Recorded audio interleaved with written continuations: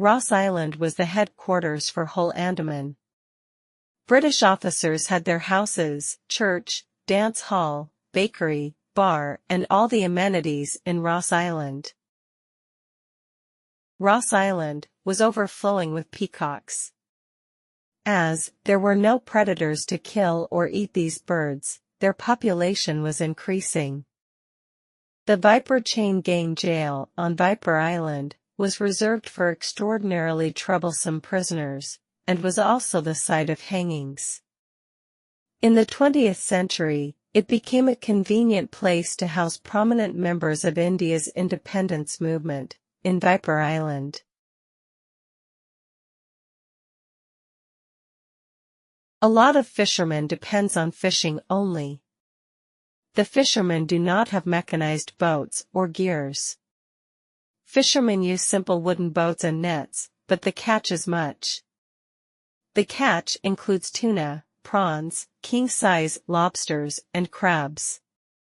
In fish market, always, these varieties are available and the price is cheap comparing with other places. The reason is, the fishermen do not have the cold storage facilities to store their harvest or export to other places. Because of the weather conditions, the fish cannot be converted into dry fish. Always the prices are negotiable. The whole population of Andaman is enjoying the ultimate taste of lobsters and crabs. Even though a lot of vegetables are available, fish is the major attraction, because of the price.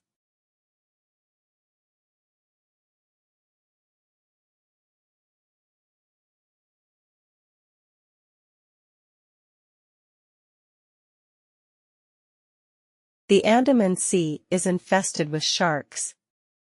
The British used to throw the dead bodies of the prisoners from boats wrapped in mats. The sharks had been enjoying their meals.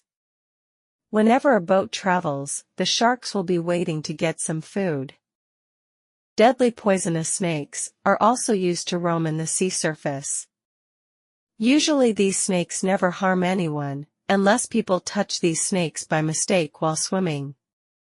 If the snakes are caught in net, while fishing, the fishermen used to throw these snakes again in sea. We can see a lot of dolphins accompanying the ship or boats. The dolphins are very playful. They used to jump in front of the ships or boats and show their talent to all the people. The dolphins are not afraid of the people. We can pet the dolphins like a dog. The Andaman rivers have crocodiles. They used to attack the cattle as well as people. It is better to avoid the riverside. The crocodiles used to visit the houses near the riverside for their dinner. Jungly pigs and spotted deer are becoming the prey for these crocodiles.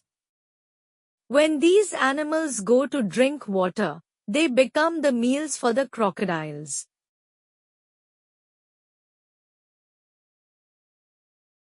British brought some elephants to help in forest works. Valuable trees like fattock, hardwood and softwood were cut in the forest and dragged to the seashore with the help of these elephants. The logs were loaded into the boats. Very big logs were tied together with chains and made to float. The logs were brought to the Chatham sawmill. The mill is situated near the seashore. Chatham sawmill is the second biggest in the Asia. The logs were cut into pieces. Major part was exported to England. A small part was distributed to the local people for constructing the houses, boats, and furniture. Near Port Blair, British had constructed a big plywood factory. Trees were selected from the forest and cut. The logs were brought to the factory. The logs were processed and plywood was made. The factory was working in 3 shifts. More than 1,000 workers had been employed. The production was very good. All the produced plywood was exported. A few elephants can be seen in the forest. These are all well-trained elephants. These elephants were brought from Burma and Thailand by British. These elephants are used to carry logs from the forest to the seashore, or to load on the trucks. These 20 to 25 elephants can be seen near the forest camps, wherever the trees are cut. Another animal occupying Andaman forest is the wild pig. These pigs are plenty in the forest. These pigs used to visit the vegetable gardens and destroy the plants. Local hunters used to catch using traps or simply shoot them. The pork is always available in the market. A lot of spotted deer also can be seen roaming in Andaman forest. These deer is also hunted for their meat and skin. In market, venison is sold at a cheap price as many people do not like this meat.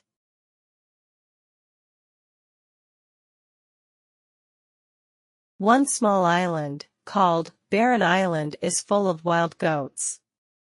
No one used to go to this island to hunt these goats. In this barren island, there is an active volcano. Sometimes this volcano used to erupt, with lava and smoke. Even fishermen used to avoid this island. Fishermen never go near the island. British brought some horses and donkeys to Andaman. But the climate of Andaman, that is high humidity, did not suit to these animals. They all died within some months, one by one. Sea turtles used to visit an island and lay thousands of eggs. After hatching, the siblings used to return to ocean. Local fishermen were sweeping the sea bottom for shells and corals. Many people searched the seashore for dead shells like king shell, queen shell, turbo, trochus, and many more. Turtle shells were also collected. These shells were cleaned and made as shell ornaments. British bought the shells and corals for a small price. All these were exported by the British. In Andaman forest, we can see a lot of centipedes. In each and every house, we can see big centipedes. If they bite, for 2 or 3 days, the pain will be severe, even after taking injection. Most of the people in Andaman have been bitten by centipedes more than once. If anyone walks in the forest without covering their whole body, they will be attacked by the leeches. The problem is, they won't know about this. The workers who enter the forest used to rub tobacco oil in their body. It seems leeches don't like the smell of tobacco. The forest is overflowing with mosquitoes. Malaria has been a perennial problem in the territory. The other major problem is yellow fever. Some used to call it as Andaman fever. A lot of patients suffering from these diseases are treated by the doctors. In the Little Andaman Island, we have a lot of king cobras. They, with their family, used to roam in roads.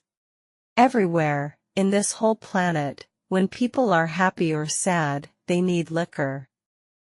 Either they will be celebrating or mourning. Andaman Islands is not an exemption. Army and other officers from administration got non-stop liquor supply from the canteens. Public prepared handia, rice beer, in their homes for their own use and sell sometimes. But some people need hard drinks. They prepared arak, jungli sharab. Their distillation process was rough. Some men knew how to brew whiskey, using fruits, jaggery and yeast. The ingredients were banana fruit, jaggery, yeast and a piece of bark from a particular tree. The solution was buried under the earth to ferment for 10 to 15 days. Then the solution was distilled and added water in some particular ratio. Now Indian-made whiskey is ready. But final product will be equal to whiskey. Islanders were celebrating the two important Hindu festivals, Ganesh Puja and Durga Puja.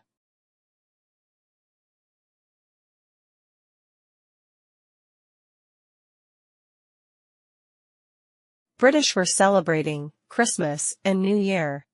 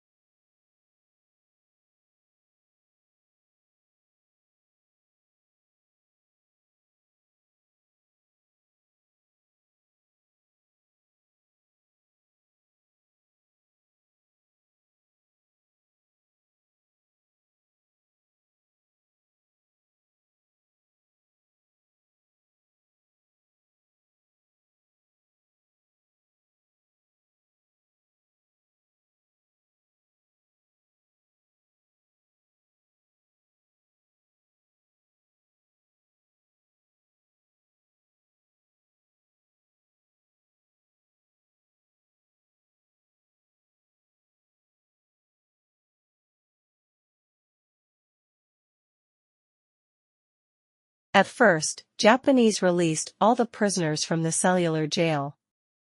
The surrendered Sikh regiment soldiers, administration officers, jail officials, and the police officers were shut down in the cells.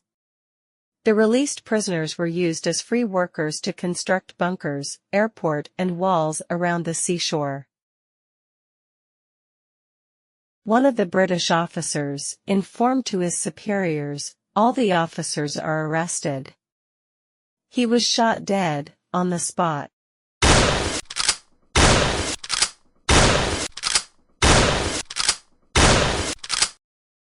He was buried in the forest.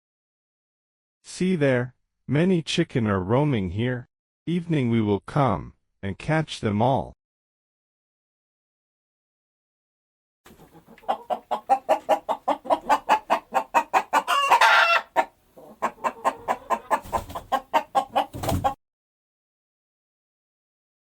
You thieves, if you touch my chicken, I will shoot you. You slave, are you threatening me with your air gun? Now, this islands belong to Japan. All of you are properties of the great Japanese king. If any one of you resist, your punishment will be death. Death by torture, not by hanging or shooting. If our general wants you to make an example, your head will be removed by sword and given to your family. We will take what all we want and enjoy. The whole world is going to kneel before our mighty king. Your fate is sealed and you all will be slaves forever. You cowards have no honor, so you will be treated like pigs. Tomorrow morning you are going to enjoy what is going to happen to you.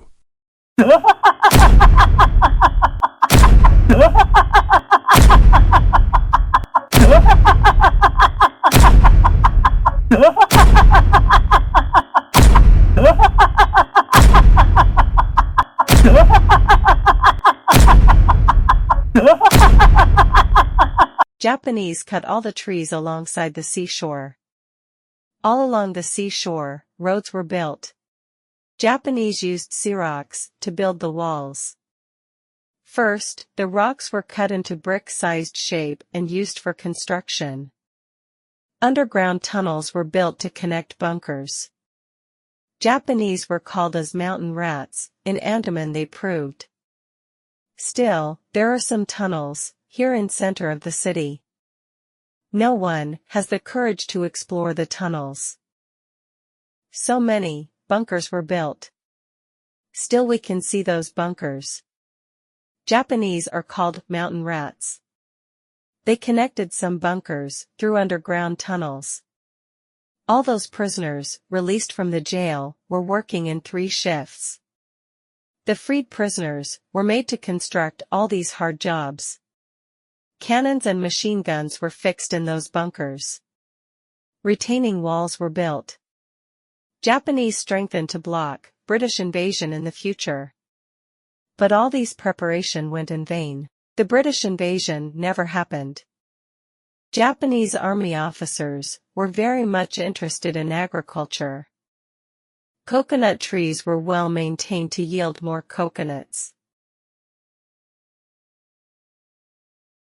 The officers encouraged the farmers to grow more vegetables. Sometimes, the soldiers are also helped the people. So, the production of vegetable increased. The army got uninterrupted vegetable supply. The area of production of rice was also many-fold increased. The Japanese soldiers started to search each and every house in Port Blair and adjacent areas for British officers. The Japanese soldiers were searching for any communication devices the local people may have to contact with British authorities. If any local people have given shelter to any British people, their houses was burnt down, and the owners of the houses were shot. So, if a search party is coming to search, the local people used to leave their houses and hid in the forest. The Japanese army officers could not find many maid servants in Port Blair. There were not much women.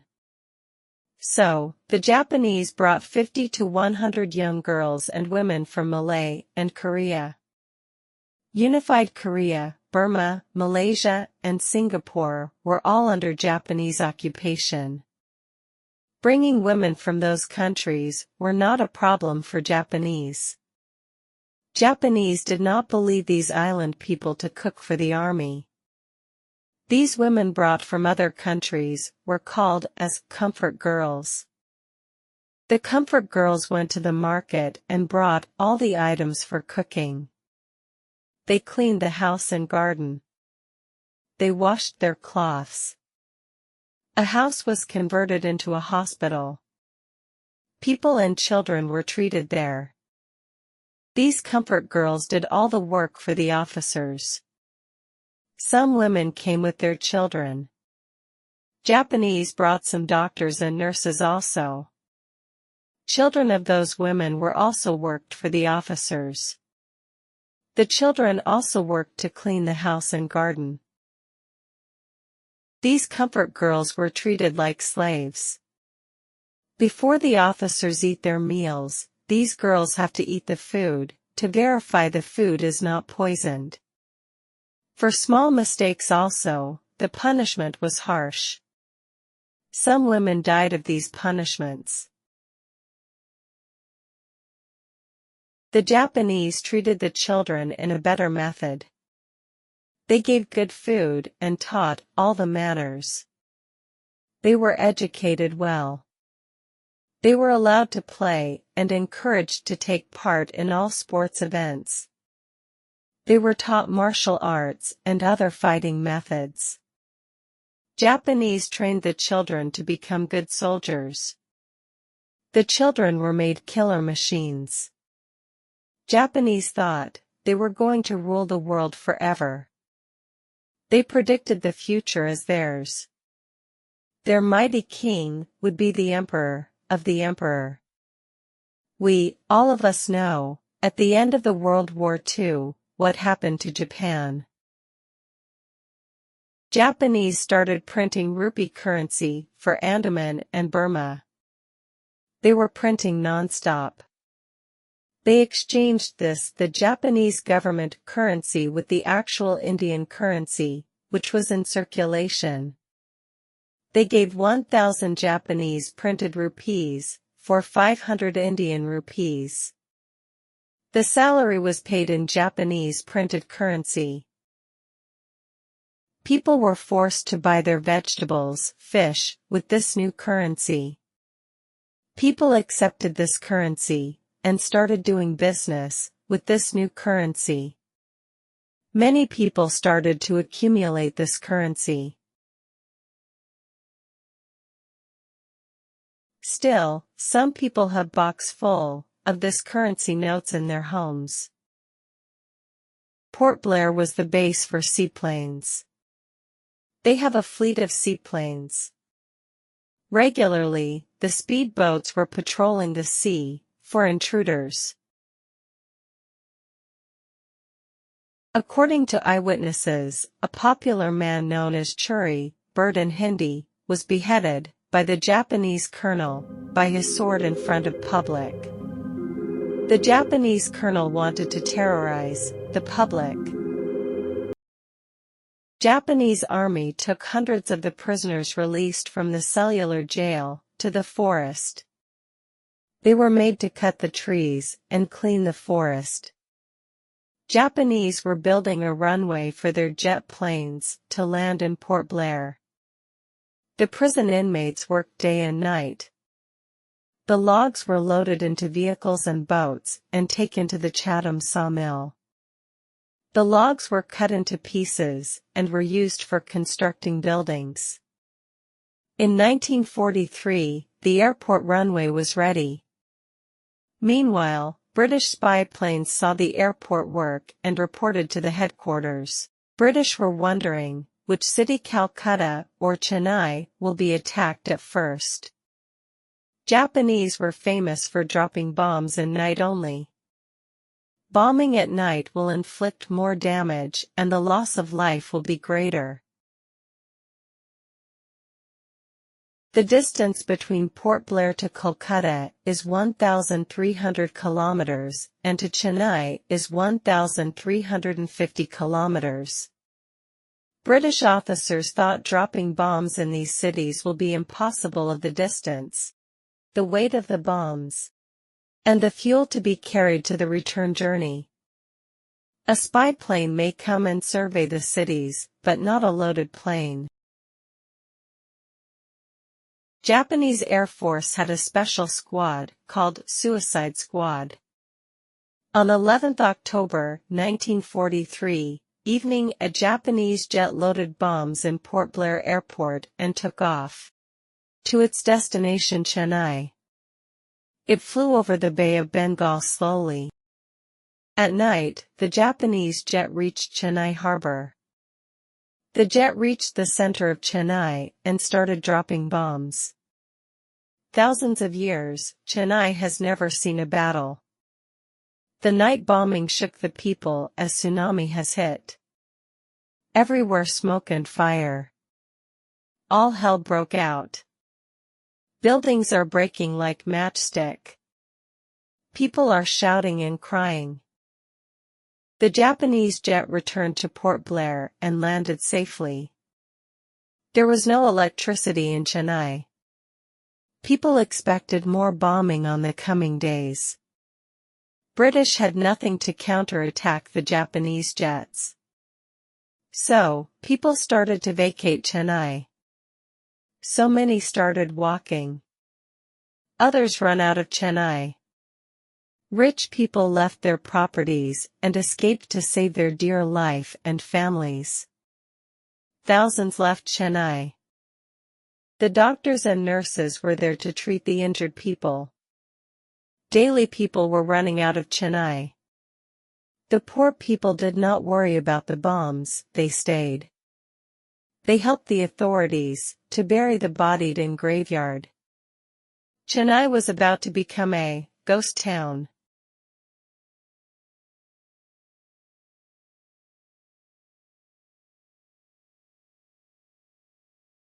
After 10 days, the British administration in Chennai at last constructed the truth about the bombing.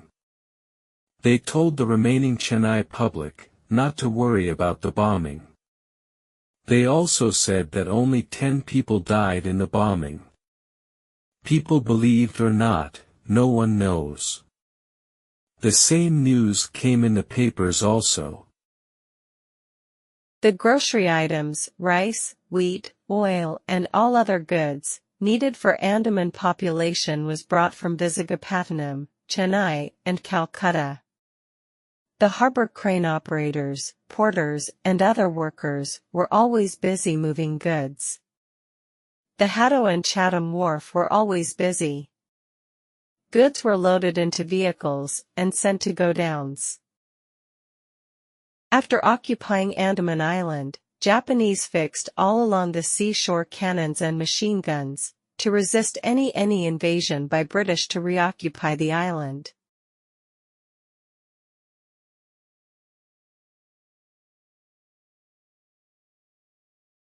Speedboats were patrolling the sea. Japanese fixed radars in some important places. Seaplanes and spy planes were always patrolling the sea for any incoming flights or war ships. Thousands of bombs were ready near the airport to load at short notice. Army was patrolling the forest day and night in 3 shifts.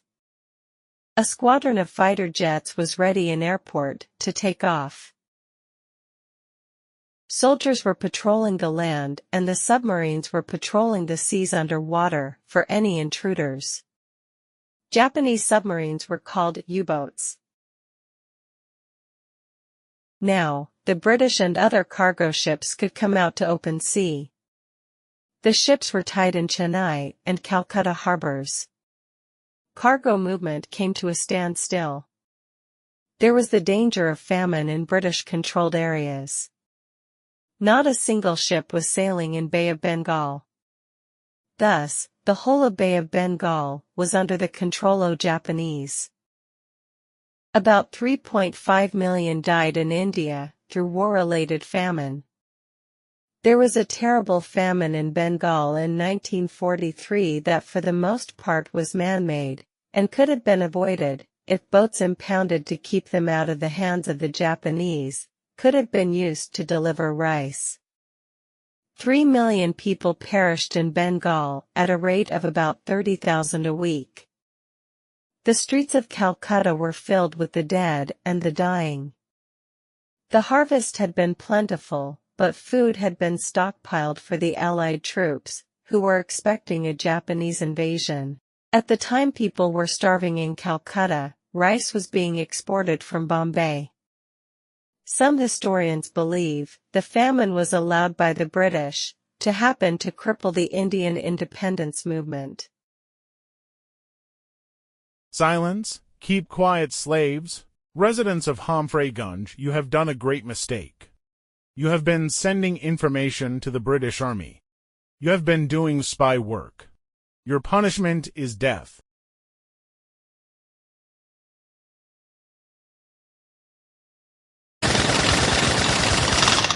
On January 30th, 1944, 44 Indian civilians, suspected of spying, were put to death by the Japanese. They were all shot dead at point-blank range. The majority of the victims were members of the Indian Independence League. At the time of the massacre, the Andaman Islands were technically under Azad Hind control, although in fact, the Japanese were very much in charge. In 1944, there was a severe food shortage in Andaman. Even Japanese could not bring food items from Burma, as cargo ships were destroyed by British Navy.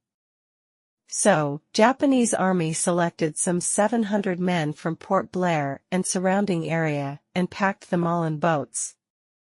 They were sent to an uninhabited island to grow rice and vegetables. They were instructed to survive by eating fish and other animals from those islands.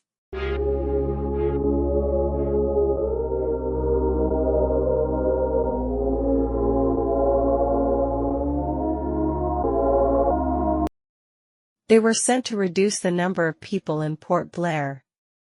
After the end of the Japanese occupation, a rescue party went to the island to bring them back. They saw only 12 people alive and a lot of skulls and bones. On August 6, 1945, the first atom bomb was dropped on Hiroshima. Everyone knows lots of Japanese died. But Japanese administration thought it was an earthquake. Japanese dismissed the idea of surrender. On August 9, 1945, the second atom bomb was dropped on Nagasaki. Now the number of people died was really high. Now Japanese understood. But their military was not ready to lay down their arms and surrender. Japanese are famous for honor. For Japanese people, either you win or die, never accept defeat or surrender. The Japanese Defense Forces never wanted to surrender. The forces preferred death than surrender. British sent messages to Japan, to surrender unconditionally, or to face the music. They also told the king, to see the destruction of Tokyo, the capital of Japan. Now all eyes were upon the king's palace, to see the outcome. The king advised to the defense forces, to come to a solution, to continue or discontinue the Second World War. He also told them to come to a good solution, as Germany has surrendered and the things done by the Red Russian Army to Germany public. But the American forces will be gentle towards Japan. The King of Japan consulted the defense forces and the monks, who were his advisors. At last, the king signed the papers for unconditional surrender.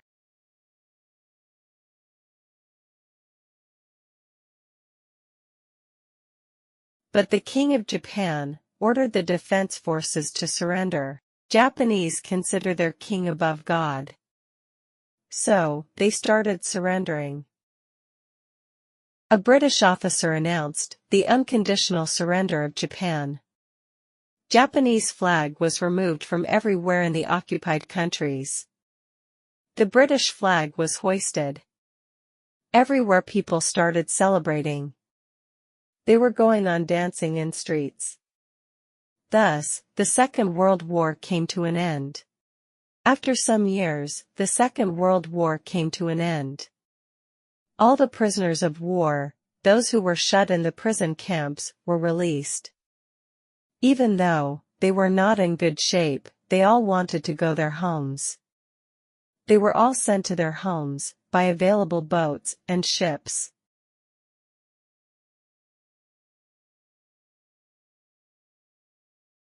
Their families were eagerly waiting to know about their fate, whether they are alive or not. Before leaving the island, Japanese army took 750 to 800 men to another island.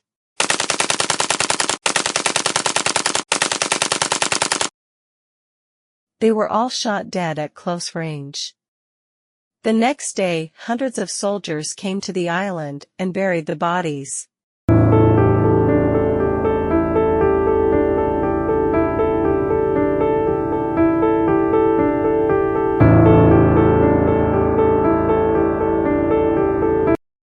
Up to now no one knows what happened to the innocent souls.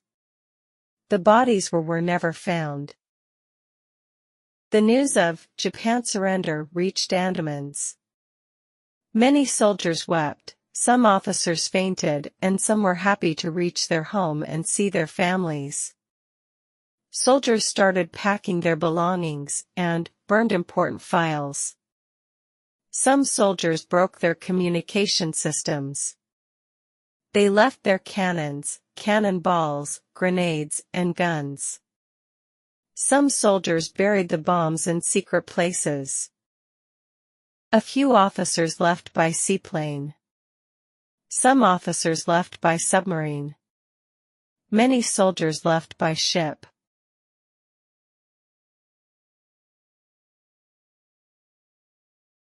The Sikh regiment soldiers, who were imprisoned in cellular jail, were released. They were all brought to the headquarters. Japanese Vice Admiral Tezo Hara and Major General Tamanori Sato surrendered the islands to Lieutenant Colonel Nathas Singh, Commandant of Rajputs, on August 15, 1945, on board of the Royal Navy warship HMS Sandbar. The only place where a large-scale surrender of the Japanese to Indian forces took place was the Andamans, where a Japanese admiral and a general surrendered to Lieutenant Colonel. Later, Lieutenant General Nathas Singh, Commandant of Rajputs, bringing to an end the Second World War. A memorial in Port Blair commemorating the Japanese surrender was built thereafter.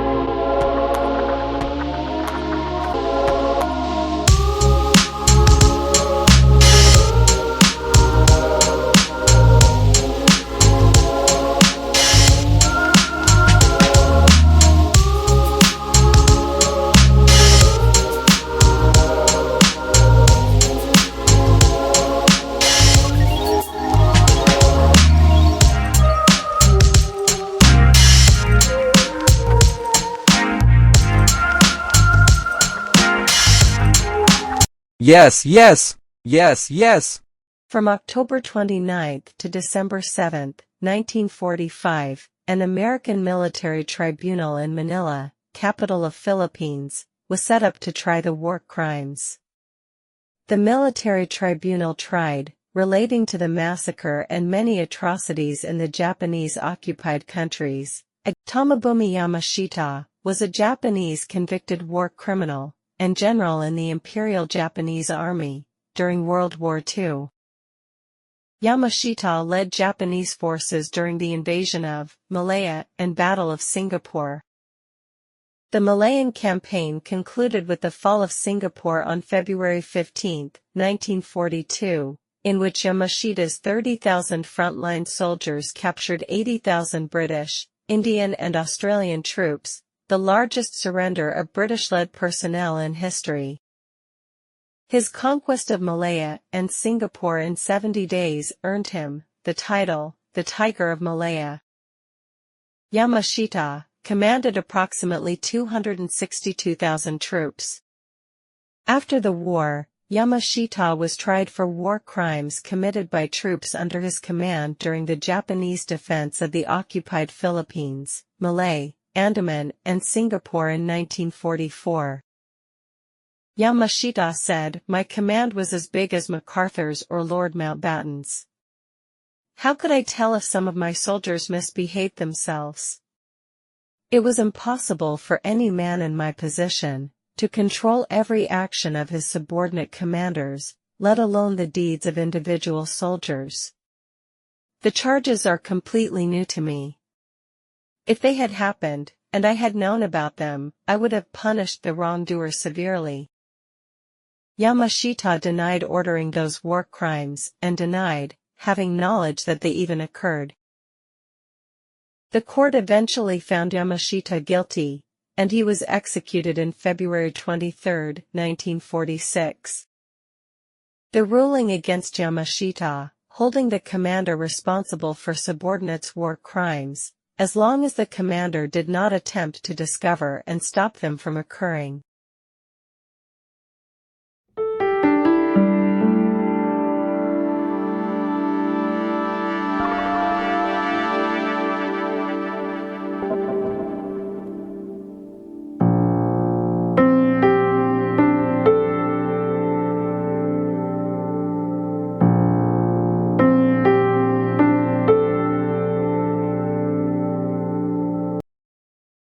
Yamashita was hanged.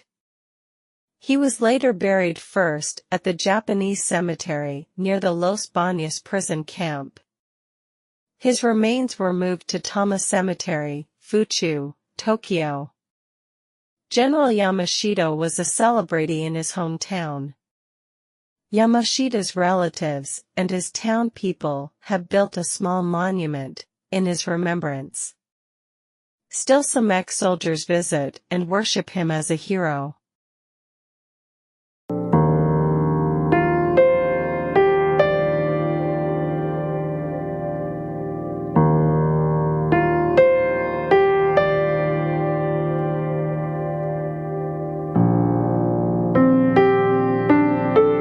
At the close of World War II, the British government announced its intention to shut down the penal settlement.